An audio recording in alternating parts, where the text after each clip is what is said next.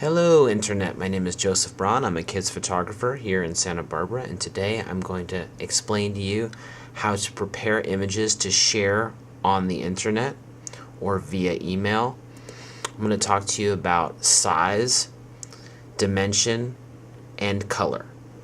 So I'm going to start by explaining to you, let's say you take a picture with your new camera. You got a fairly nice camera. It's 12 megapixels. What the heck does that mean? People are always talking about megapixels. Well, I'm going to explain that. Here we have a picture of a bird, and the more, as you can see, the more you zoom in on that, you zoom in and you can see these squares here. Well, these squares are pixels. So this, and they're usually squares. So these are made up, this whole image is made up of these little squares. You just can't see it because it's far away, but that's what a pixel is. So what a megapixel is a million of these squares. So when you've got 12 megapixels, you have 12 million pixels in the highest resolution image of that camera. So that would be a 12 megapixel camera, or whatever, if it's 8 megapixel, or some are even 20 some odd megapixels. So that's what you have. Now, when you're sharing on the Internet, the absolute largest image that I would post on the Internet would be 1200 pixels on the longest side. That is approximately the size of this window that you're looking at for the video, just to give you an idea. When you put it full screen, so it's almost, I would say, at least two-thirds the size of my whole screen. Anything larger than that, and you're just gonna slow down someone's connection when they're trying to look at your images. Of course, you can load things smaller than that. Like this one here looks like it's maybe about 400 or 300 on the longest side, this picture of the bird. So that's the first step, is just kind of determining the size you want. Again, 1200 on the longest side. The next issue where a lot of people get confused is with color. Now, I'm going to explain that to you. There is a concept, and it's called color space.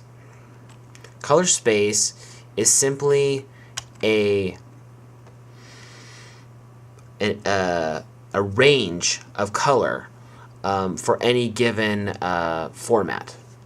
So, for instance, on the Internet uses Srgb color space. For printing, most printing uses, for inkjet printing, uses Adobe RGB 1998.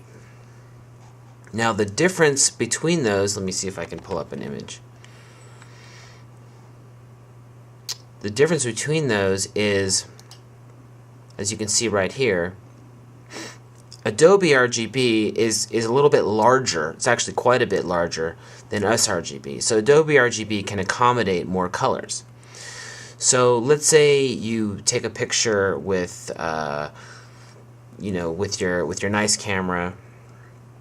It's going to probably be in the original color space of Canon or Nikon, and then you might have a program that might automatically convert it to Adobe RGB, or it might still be in that color space, which is no doubt, like if you're in like a Canon or Nikon, or you're using a raw capture, it's going to be even larger than Adobe RGB.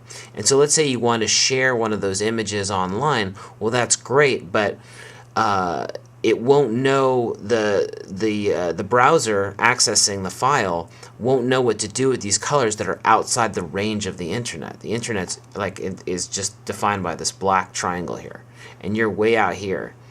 And so what ends up happening is it messes up the colors. They get desaturated oftentimes, and it just doesn't look the way it's supposed to. So when you share anything online, it needs to be converted to sRGB color space, which is very simple. I use Lightroom, but you can do this in most editing programs if it's fairly decent. Doesn't even have to be that good, but you want to change it to sRGB. So now, using what I've just taught you, I'm going to prepare an image, a raw file, for the internet using Lightroom. So just go over to Lightroom here. We have this picture of a boy. I'm going to export it from Lightroom. If you might be saving it in another program. In Lightroom, it's an export. And I'm just going to save it to my desktop. I'm going to call it web image. I'm going to, this is another thing, you want it to be a JPEG, or I usually use JPEGs. And for the quality of the JPEG, it does not need to be 100% for the internet. You can get away with 70, 75%. Anything more than that, you're not going to really see it. So again, you want it to look as good as possible, but also be small and compact so that it loads quickly, because you don't want, I'm sure you've been to a website where it just takes forever to load. And then here we've got 1500 on the longest side. That's too big, so I'm just going to say 1000, which is, I usually do 800 or 750, but you can do 1000. You could do 1200 if you want to just go crazy. And then I simply click export. It's exporting that file, web image. Okay. Web. And just get to that file here. And there we have it. This image is ready to share online. As you can see, it looks good, and it's all set to go. So thanks for watching.